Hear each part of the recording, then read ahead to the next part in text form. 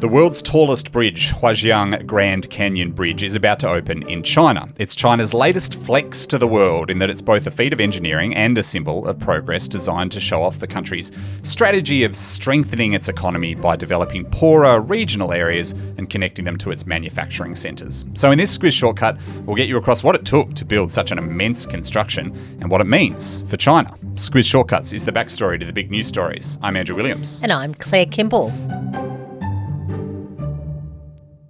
Claire, this is another one of those shortcuts topics that might seem like it's a little bit out of left field, but we've been watching this mammoth Chinese bridge as it's been getting closer and closer to completion, and we thought just for the sheer scale of it, it was worth knowing about. Squizzes, just to let you in on a secret, Andrew is obsessed by this bridge. And look, I'm interested too, so we hope that you are as well. But this is a bit of sort of management at our end of Andrew. He really wants to do this shortcut. I just really want to talk about bridges. I didn't know he was into bridges, but here we are. And look, Squizzes are fascinated with big things. We do have a track record of making sure that big things have a presence in the Squiz today. We've got quite a collection here in Australia, plenty to talk about over the years, but this Grand Canyon Bridge is taking things to a whole new level. Yeah, it's a bit more than the big potato in Tasmania. It's a big spud. It's Robinson. Robinson. Yeah, it's a little higher than that. I should say. Yeah. So before we get into just how big it is bigger than that potato. Let's start with where it is in China so we can get our bearings. Yeah, right. So this is in the southwestern province of Guizhou, which is probably one of the more remote provinces. And just to explain that a bit, these provinces are like states. They've got their own governing bodies. They're a bit less independent, though, than a state. It means that Beijing really does still call the shots when it comes to policy. Yep. The province of Guizhou is often described as beautiful but very poor. It's rural, but it's also very quickly modernising. Yes, and it's got what geologists call a karst landscape. That means that the mountains and gorges have essentially been carved out of limestone by water over a very, very long period of time. It looks spectacular, but it also means that the rock is full of cracks and caves and underground rivers. And as you can imagine, that makes building things on it difficult. That's held back development also because it's been so hard to reach. As we said, it's remote. Yep, and especially hard to reach by road. So roads in the area are very narrow. When you see pictures of them, you will no doubt put something in the episode notes to actually see this. They're built really around these cliffs, so it takes a lot of time to drive between places. Landslides are very common. They often hold things up when it comes to making obstructions across roads. So just to give you an idea, before this bridge was built, it took more than 2 hours to drive between the two communities that it links. When it opens, it'll take about 2 minutes. Yeah, so it's a real time saver, but it has come at a cost, $430 million Australian. So that's quite the investment, and a big factor in why it's cost so much is because of that challenging landscape that it's in. Andrew, I reckon you would have paid double that given your bridge fetish, but $860 million. Cheap at twice the price. Exactly. Well worthwhile. Yeah. But it is built over this Huajiang Grand Canyon, which is a deep gorge. It's part of the Beipan River. It's sort of known by locals as Earth's crack. Yeah. Not a bum crack, it's Earth's crack. Yes. There may well be this sort of translation issue, but reports have often called it that. Yes. It's very steep. The only way that they could bridge it is by building the deck of the bridge as high as they possibly could.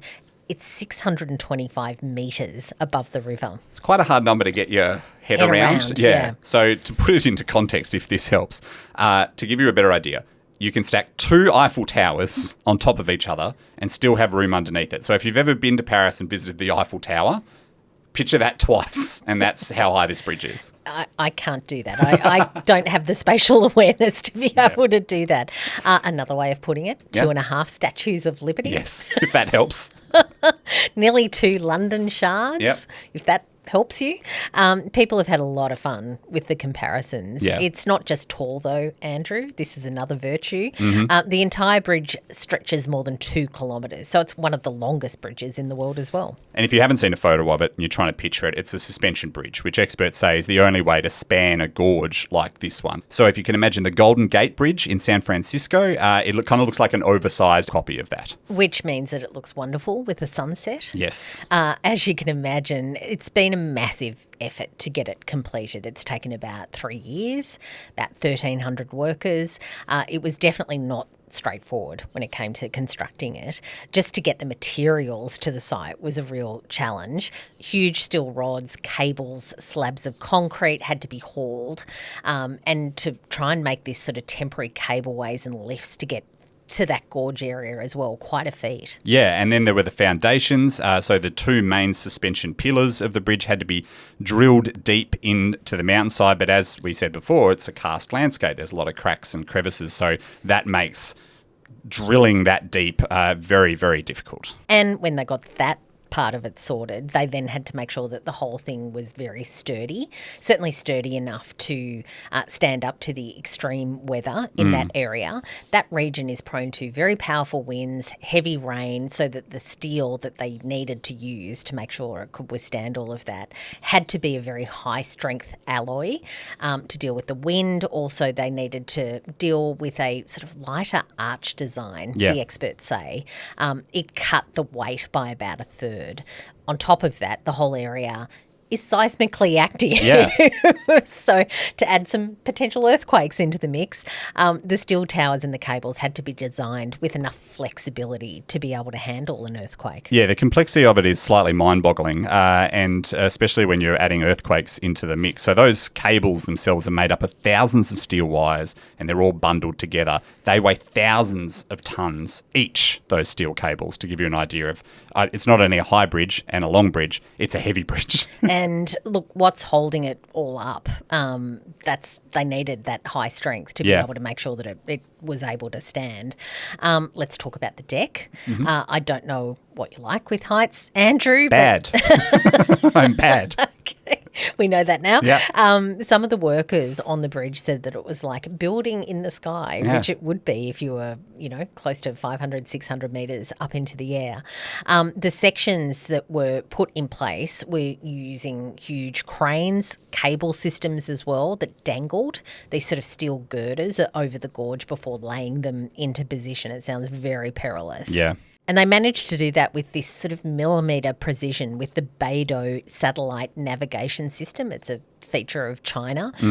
It relayed these really programmed coordinates to the crane so that they were able to position each of those pieces exactly where they needed to be. And we've given you a lot of facts. I've got one more for you, and that's that when the bridge was finished, they used 96 fully loaded trucks to test its load bearing. So those trucks drove over the bridge and it held steady, so it passed. I can see, Andrew, why you're absolutely mesmerised by this. The facts are very, very good. There were wind tests as well that they've done, earthquake simulations. I reckon that would be interesting to see how they would do that. It's also got this high-tech monitoring system in place, so it tracks the movement of the bridge, also the weather impacts in real time. And that's going to be necessary because the bridge is going to attract a lot of traffic and a lot of tourists as well. So up next, we'll look at the impact it's going to have on the Guizhou province and what it means for China more generally. Claire, the Chinese government has been pushing to reduce poverty for some time through big infrastructure builds. It's actually been doing this for decades. It's one of the key strategies for trying to strengthen the Chinese economy. And that's where a project like this Grand Canyon Bridge comes in. It sort of shows how they're trying to realise that. Yeah, so as soon as it opens, the bridge is going to link this very remote part to national highway networks. It'll connect it to big cities, also to China's huge manufacturing hubs. For locals, it opens up more access to services like hospitals and markets and education. Also transporting goods between these areas is in a fraction of the time. Obviously, you can tell the huge time saving involved as well. 2 hours to 2 minutes. And this is the Chinese government's idea of building economic opportunities for communities in more remote and sometimes poorer areas. We mentioned tourism before. This isn't just for cars and trucks. It's going to get some people. Yep, they're going to expect huge numbers of tourists. Andrew, I reckon this might be on your bucket list now.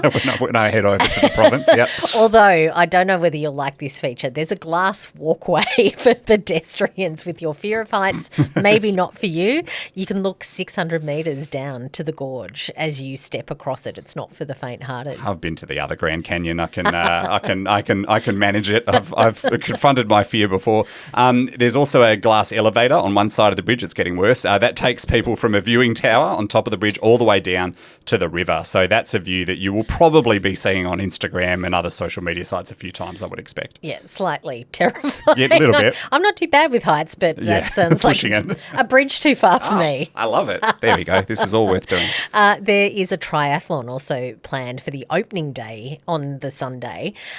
Racers are going to swim across the river, cycle over the bridge, run around the surrounding trails of that area.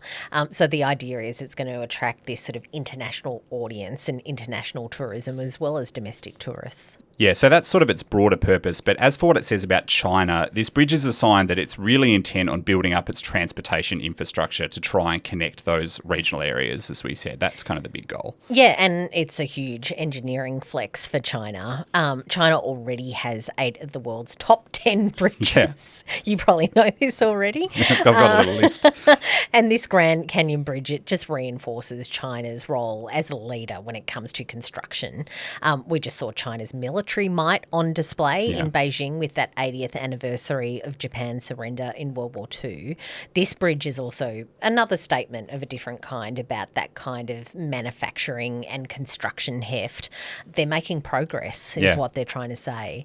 As we mentioned also, this area was very synonymous with poverty. Yeah. They now have the world's tallest bridge. It's quite a stark contrast when it comes to the progress that is being made. It sends this signal as well to the rest of China that nowhere in China is too remote for there to be this sort of development. And this can be seen more broadly in China. They're also building things like high-speed rail and more airports as well. But this sort of fast-paced mass development does come at a cost. It leads to large amounts of debt.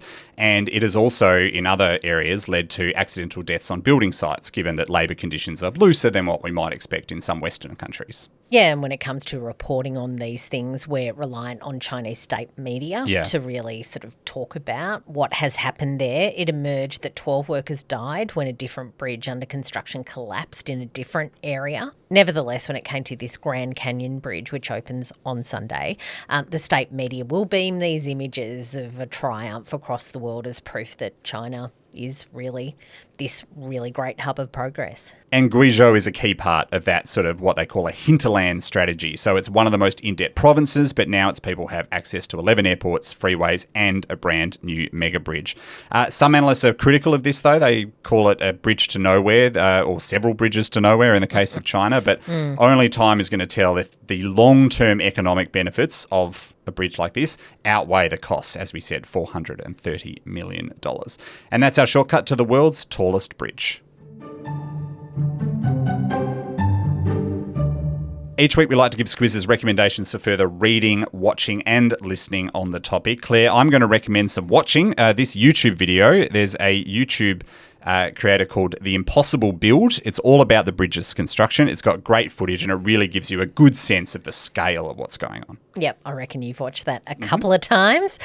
For other bridge fans as well, I've got a roundup of other famously tall and long bridges in the world that has been compiled by the BBC. It's a bit of a comparison if you need to sort of put this away in your mind about where it fits in the hierarchy of bridges and tall things. The bridge hierarchy, yeah. Or if you just want to look at some bridges, it's there for you.